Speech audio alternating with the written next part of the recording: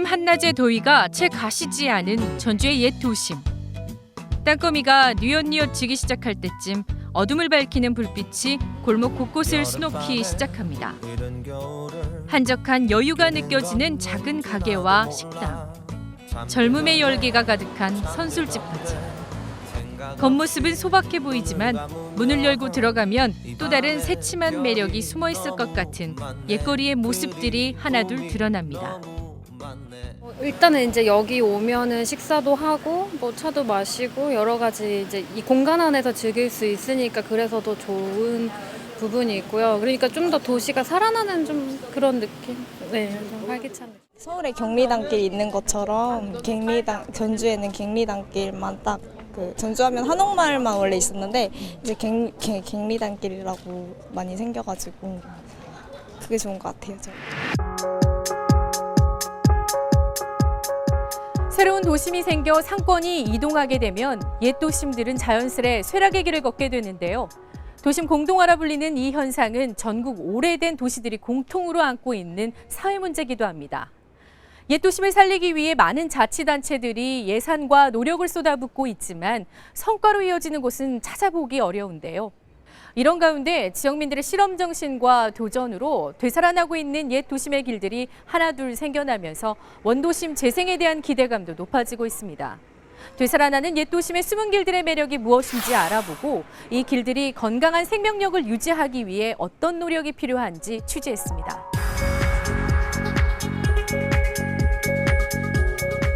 일제강점기 일본인들이 모여 살면서 주거지와 상권이 형성된 전주시 다가동.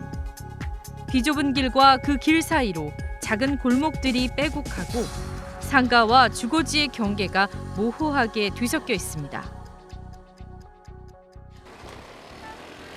역사의 부침에 따라 모습을 달리한 옛 도심에는 세월의 덮개만큼이나 켜켜이 쌓인 이야기를 아는 오래된 건축물이 즐비합니다. 성내야, 성안. 밖으로 성박이고. 네. 자, 이 성안 중에서도 이쪽은 서쪽에 속해 있는 거죠. 그래서 아까도 얘기했지만 철도역이 신전매청에 있었을 때 일본인들이 살고 번영을 하다가 전라선이 뚫리면서부터 현 시청자리로 여기 가버렸죠. 오랜 시간이 지나면서 이제는 옛 추억으로 남은 다가동. 이곳에 전주 객사 1길과 2길이 있습니다. 젊은이들 사이에선 갱리단길로 통하는 곳입니다. 예전에 해만 지면 을씨년스럽기까지 했던 동네. 이제는 옛말이 됐습니다. 비록 오래되고 낡았지만 옛 도심의 여운을 간직한 상가와 주택 사이로 아기자기한 가게들이 띄엄띄엄 불을 밝힙니다.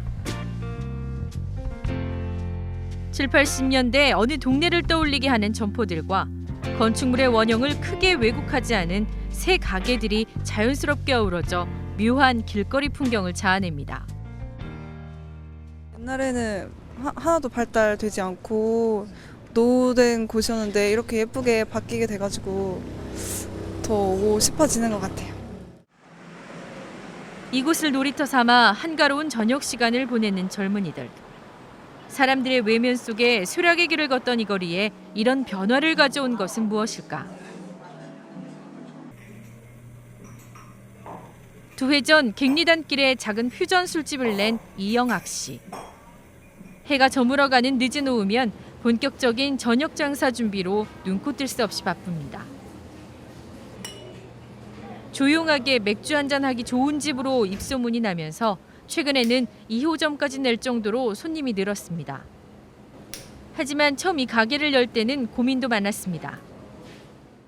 신시가지나 전북대 쪽이나 이런 쪽은 저희 이제 젊은 사람들이 장사하기가 솔직히 좀 금전적으로도 힘들고 워낙 프랜차이즈 가맹점이 많이 들어와 있기 때문에 좀 더 색다른 가게를 하고 싶어서 구도심으로 들어오게 됐습니다. 또 여기가 워낙에 사람들이 자주 찾지 않는 길목이었잖아요. 네. 어떤 그런 좀 위험 부담은 있으셨을 것 같은데. 네, 많이 있었는데 그래도 좀 재밌게 하고 싶고 남들과 좀 다른 걸 하고 싶어가지고. 이 씨는 가게뿐 아니라 주변 거리도 알릴 겸 SNS를 적극적으로 활용했습니다. 특히 가게가 들어선 객사길을 서울의 경리단길을 본떠 객리단길로 이름 짓고 널리 알렸습니다. SNS 덕택에 이제 객리단길은 전주에 오면 꼭 들러야 하는 명소로 거듭났습니다. 전주에 이제 뭐 비단길이라든지 차이나 거리 다른 뭐 골목들도 많고 거리 이름도 많은데 거기랑 차별성을 좀 가져서 좀 임팩트 있게 지어보자 해서. 빈 건물이 수두룩한 데다 주거 환경마저 열악했던 객리단길. 이 씨와 같은 청년 창업가들이 이곳에 둥지를 틀면서 거리는 활기를 찾기 시작했습니다. 재밌고 그리고 사람들도 좀 어딜 가나 볼 수 있는 그런 가게들이 아닌 객리단길에서만 볼 수 있는 가게들을 찾아다니면서 또 그런 걸 또 원하고 있었구나라는 생각도 많이 들고요. 지난 1년 사이 객리단길에 들어선 크고 작은 가게들은 20곳가량. 식당과 술집부터 카페와 빵집, 꽃집 등 대부분 청년 창업가들의 가게로 새로운 상권을 일궈냈습니다. 10여 년 동안 묶여있던 재개발구역까지 해제되면서 객리단길은 더 활력이 넘쳐납니다. 젊은 오너들이 지금 많거든요. 이 지금 그 객리단길에 사업을 하고 계시는 사장님들이 만약에 이렇게 젊고 뭔가 생각이 있고 그다음에 뭔가 아이템이 있고 아이디어가 있고 한 그런 젊은 층들이 와서 이런 거리를 그런 친구들이 와가지고 만들어서 이렇게 소문도 나고 이렇게 하나 두 개씩 생기면서 이렇게 생기는 거거든요. 새로 생긴 점포들 대부분은 식당이나 카페.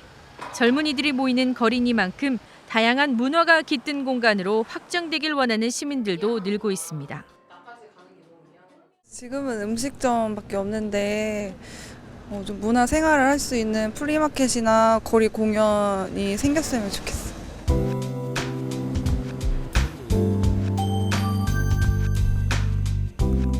웨딩의 거리로 더 익숙한 다가동 주변 옛 도심.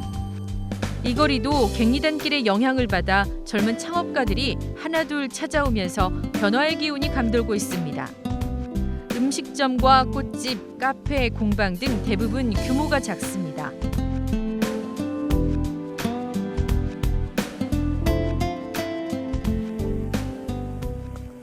한 달 전쯤 이 거리에 공방을 낸 이열아 씨.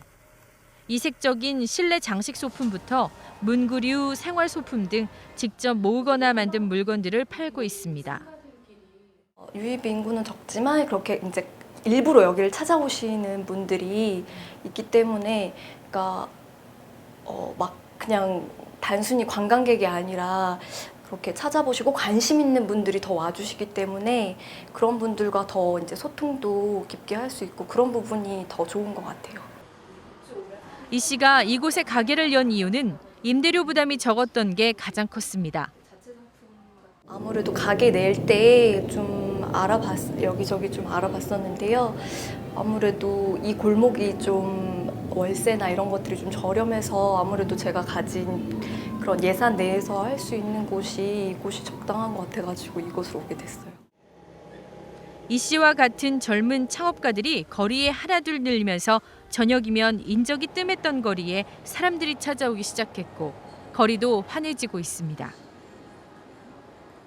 젊은 사람들 많이 들어와서 좋은 기분이 들어요. 저녁 한 6시, 겨울철에는 6시만 되면 캄캄히 불 다 꺼져버리고 거의 없는 상태였어요. 네. 근데 지금은 어때요? 지금이야 젊은 친구들이 많이 들어가고 조금 이제 영상으로는 불빛이 좀 환하죠. 전주의 첫 관문, 전주역. 이곳을 나서면 싱그러운 가로수들이 푸른 손짓을 하는 광장의 모습을 드러냅니다.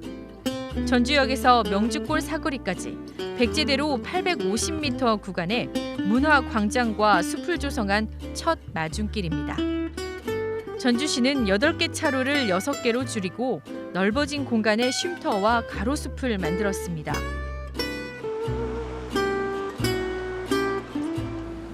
광장 곳곳에 들어선 이색 조형물들은 시민들의 시선을 사로잡습니다. 광장을 거니는 시민들의 모습에서 여유로움이 느껴집니다. 이런 길이 좀 생기니까 어떠세요, 어르신? 좋죠. 뭐 휴식거리가 좋고 여지 사람들이 오면은 첫 인상이 좋죠. 여유 있게 보이고. 침체 기로에 있던 전주역 주변 상권도 조금씩 변화를 준비하고 있습니다. 고깃집이나 한식 위주의 식당이 즐비한 인근 상가에 길을 걷다 쉬어갈 수 있는 카페들이 하나씩 눈에 띕니다. 최근 들어 첫 마중길 구간에 새로 들어선 커피숍만 줄잡아 7, 8곳가량. 거리가 바뀌면서 가장 큰 변화는 무엇일까? 훨씬 보기 좋죠. 어떤 밤에는 가족분들이 많이 나오시거든요. 애기들도 많이 오고. 특히 손님층들도 이제 가족팀들이 많이 생겼어요. 가족팀이 걷는 분이 생기셨다는 거네요. 네, 그쪽에 보면은 워터미러도 있잖아요. 네. 분수대 네. 거기서 이제 그쪽으로 많이 좀 모이죠. 주요 관공서들이 전주 서부 신시가지로 빠져나가면서 침체의 늪에 빠져 있던 전주역 일대의 상권. 인근 상인들은 첫 마중길 조성으로 상권이 예전처럼 다시 살아날 것으로 기대합니다. 생기기 전에는 거의 상권이 줄었다고 거의 그 정도 생겼거든요. 네. 근데 저희도 이제 그 상태에서 이때 들어오면은 상권이 좀 살아나지 않을까 기대가 합니다.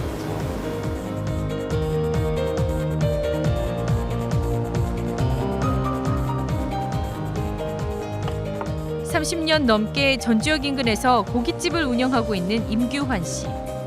상권 쇠락으로 지쳐있던 몸과 마음에 모처럼 활기가 넘칩니다. 여기에서 개발이 안 됐더라면 여기 역시 거의 달동네에 맞먹는 아주 구도심에서 아주 열악한 그런 적이 있을 때 이런 기회가 와서 너무나 반갑고 좋습니다. 유흥주점, 게임방, 모텔 일색이었던 기존 상권도 새 옷을 갈아입고 있습니다. 낡고 오래된 이 모텔은 변화에 맞춰 대대적인 공사를 시작했습니다. 술과 고기를 팔던 1층 식당 자리에는 커피숍이 들어섰습니다. 젊은이들이 오가며 가볍게 한잔할 수 있는 선술집도 문을 열었습니다. 변화도 조금씩 생기니까 사람들도 많이 보이고 기존에 여기가 카페가 아니어서 그런 게 없다가 여기 이제 카페 하고 나서 사람들이 이제 다른 데에 비해서 분위기가 틀리고 그렇게 하니까 옛 도심의 정취를 아끼고 지키고자 하는 지역사회의 노력. 자치단체의 적극적인 지원으로 변모하고 있는 옛 도심의 거리를 살펴봤습니다. 거리 활성화에 따른 기쁨도 잠시. 이제 원주민들과 상가 세입자들은 또 다른 고민을 시작하고 있습니다. 개발 기대에 따른 임대료 상승. 이른바 젠트리피케이션이라 불리는 원주민들의 둥지 내몰림 현상이 바로 그것입니다. 지역 명소로 이름을 알리면서 사람들의 발길이 끊이지 않는 갱리단길. 쇠락했던 상권이 회생하면서 임대료도 조금씩 들썩거리고 있습니다. 다가동 그쪽 그 돼지 값이 오르기는 거의 한 20에서 30% 정도 급등을 했어요. 급등이라 그러면 언제 정도 기준으로? 한 1년 정도 기준으로 해서요. 돈이 부족한 일부 젊은 창업가들은 가격이 오른 갱리단길 대신 아직은 임대료가 저렴한 웨딩의 거리 쪽으로 옮겨가기도 합니다.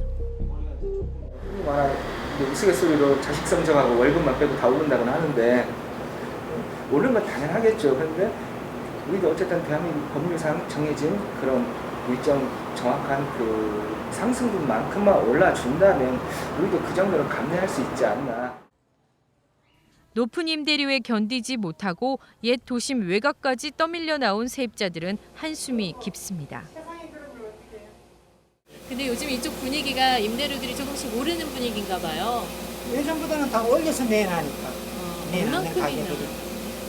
평소에 뭐 30만 원, 40만 원 하던 데가 네. 80만 원, 100만 원 그렇게 하대요.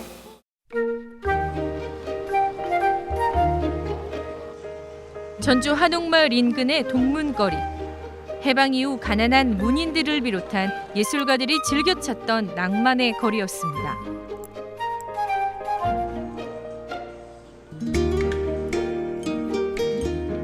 동문거리 중심에는 이들의 사랑방 역할을 했던 삼양다방이 있습니다.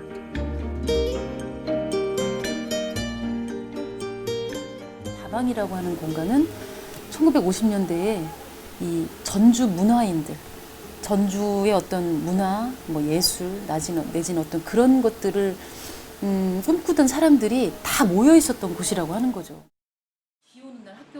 예술가들의 창작 활동 공간으로 66년 역사를 자랑하는 삼양다방을 비롯해 공연장과 헌책방, 거리와 함께 성장한 유명 콩나물 국밥집까지 무궁무진한 이야기들이 꿈틀대는 동문거리를 예술의 거리로 만들기 위한 도시 재생 사업이 꾸준히 이루어지고 있지만 여전히 제자리 걸음을 하고 있습니다. 안타까운 게 동문거리에 사실은 많은 사업들이 진행이 됐었거든요. 그래서 주민분들은 그대로인데 어떤 사업 주체들이 계속 달라진 거예요. 그래서 일종의 주민들이 피곤한 거죠. 개발 기대 심리로 임대료가 가파르게 오르면서 이곳에 터줏대감이었던 예술가들이 하나둘 떠났기 때문입니다. 그래서 예술의 거리라고 얘기를 하는데 예술의 구성하는 사람들 말하면 그것이 다 나가버려서 저쪽 서학동 쪽으로 왜 그러는 거니? 집세가 비싸버리게 예술하는 사람들도 돈이 뭐 얼마니까. 실제 동문거리에서 33제곱미터 공간을 빌리려면 한 달에 40에서 55만 원을 내야 합니다. 다른 옛도심 지역인 웨딩의 거리에서 비슷한 규모의 공간을 임대하려면 16만 원에서 25만 원 안팎이면 구할 수 있습니다. 2배 이상 차이가 납니다. 그냥 여기서 조금만 벗어나도 15평, 20평이면 뭐 500에 40, 1000에 40이면 갈 수 있는데 여기가 워낙 먹거리나 술집이나 이런 게 잘 되니까 모든 가게들이 잘 되는 건 줄 알고 건물주분들이 그렇게 세를 비싸게 받는 편이거든요, 사실은.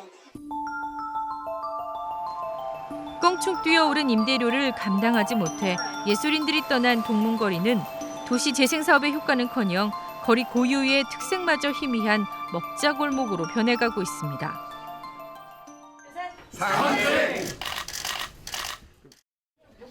지난해 전주시와 시의회, 전주역 인근 건물주와 상인, 주민들이 상생 협약을 체결했습니다. 임대 기간을 보장하고 적정 수준의 임대료를 유지하기로 했습니다. 첫 마중길 조성으로 상권이 활성화되면 임대료 등의 문제로 상인이 떠나야 하는 이른바 젠트리피케이션 현상을 미리 막자는 겁니다. 전주시는 이어 착한 건물주를 위한 조례안도 만들었습니다. 월세를 적정하게 유지하고 세입자의 임대 기간을 보장하는 건물주에게 건물 수선 비용을 지원하기로 했습니다. 일단은 지역을 활성화를 시키려면 많은 요소들이 들어와야 되는데 그런 그 임대료 상승 원인이 그걸 막고 있기 때문에 그런 것들을 서로 건물주와 상가가 임차인이 서로 그 협약을 해서 또 시에서 적극적으로 개입을 해서 그런 부분을 해결하고. 하지만 조례만으로는 강제성이 없어 실효성이 낮다는 게 전문가들의 지적입니다. 시행령까지 있지 않는 이상 그거는 뭐 강제할 수는 없는 그런 그 조례고요. 그러니까 어떤 권고 사항은 될 수 있을 것 같은데 정말로 젠트리피케이션이 가속화돼서 대기업 프랜차이즈가 들어온 곳들이 있습니다. 근데 그런 곳들은 거의 이런 조례라든가 그런 규제가 시행되지 않고 있고요. 전주 한옥마을과 같이 이미 둥지 내몰림 현상이 가속화되고 있는 상권에는 적용하기가 쉽지 않습니다. 전국의 낡은 도심 환경을 개선하는 데 한 해 10조 원 규모의 공적 재원을 투입하겠다는 새 정부. 도시재생 뉴딜 사업을 적극적으로 또 체계적으로 추진해서 하지만 도시재생 뉴딜 사업으로 상권이 활성화되면 땅값이 오르고 임대료가 치솟아 세입자들이 내몰릴 수 있습니다. 이 때문에 정부는 사업에 앞서 현행 상가 임대차 보호법을 대대적으로 손질하겠다고 예고했습니다. 임대차 보호법과 비슷한 법을 시행하고 있는 다른 나라의 사례를 보면 영국은 물가 상승률과 연계한 수준에서 임대료 인상이 가능하고 일본은 정당한 사유가 없으면 임대료를 올릴 수 없습니다. 또 임차인이 계약 갱신을 요구할 때 임대사업자가 특별한 이유가 없다면 거절할 수도 없습니다. 그런데 우리나라는 사정이 조금 다릅니다. 세입자를 보호하는 기간, 계약갱신 요구권이 5년으로 일본과 유럽 국가들과 비교하면 가장 짧습니다. 보호기간이 끝나면 문제는 더 많습니다. 건물주는 연리 9% 이내에서 해마다 임대료를 올릴 수 있습니다. 또 임대사업자가 세입자를 내보낼 수 있는 근거도 많아 상대적인 약자인 세입자를 보호하기엔 허술합니다. 2005년 617만 명이었던 자영업자 수는 10년 사이 562만 명, 55만 명이 줄었습니다. 약자인 세입자의 권리를 보호하기 위한 임대차 보호법을 개정하는데도 아직은 산 넘어 산입니다. 그건 한계가 있기 때문에 결국에는 상가 임대차 보호법을 근본적으로 개정을 해서 임차 상인의 영업권을 안정되게 보장을 해줘야 될 필요가 있습니다. 이 법을 개정하기 위해서는 임대인의 동의가 필요하기 때문에 상당한 논란이 있는 그러한 쟁점 법안입니다.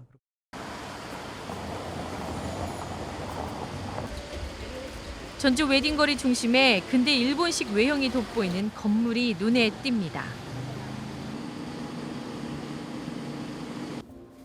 이 건물 1층에 작은 웨딩숍을 연 이민지 씨가 손님 맞이 준비에 분주합니다. 이 씨는 창업 당시 자금이 많지 않아 마땅한 점포를 구하기 쉽지 않았는데 지금은 주변 상인들의 부러움을 한 몸에 받으며 마음 편히 가게를 운영하고 있습니다.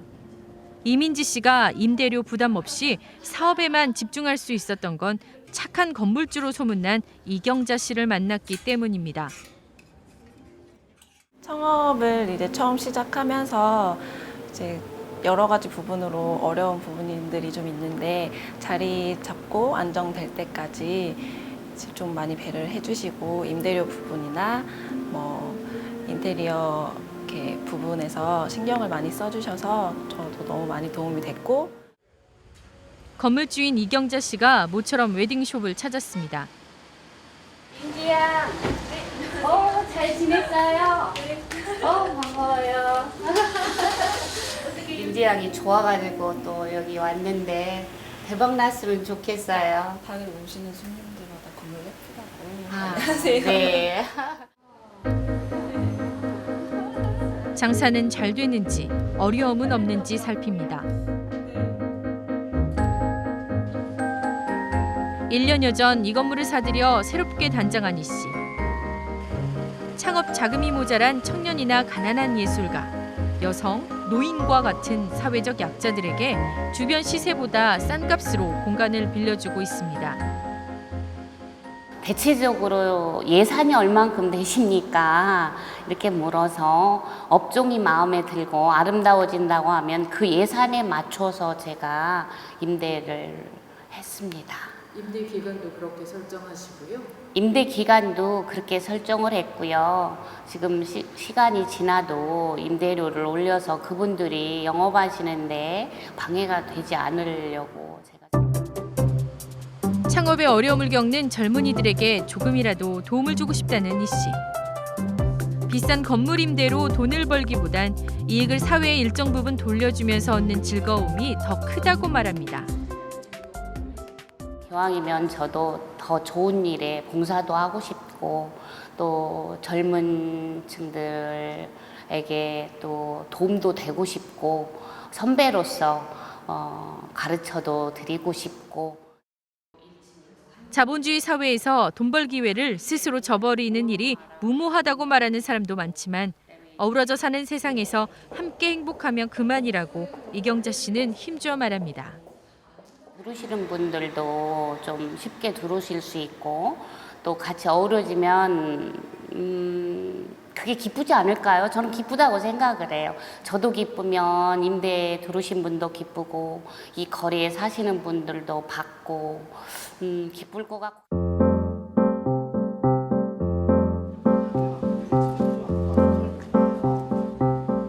옛 도심만이 간직하고 있는 수많은 이야기와 추억. 신시가지 개발로 조성된 도심의 문화에서는 결코 느낄 수 없습니다. 마치 오래된 유적에서 유물 발견하듯이 오래된 이제 다들 얘기 들으면 돌아가시고 이러니까 사라져가는 곳에서 마지막으로 보물을 건진 느낌이라고 할까? 이런 느낌이 좀 들었습니다. 도시의 공간, 사람들의 이목을 끄는 곳에 숙명적으로 따라붙는 임대료 상승의 그림자. 그럼에도 우리는 옛 도심을 살려내는 일을 멈출 수 없습니다.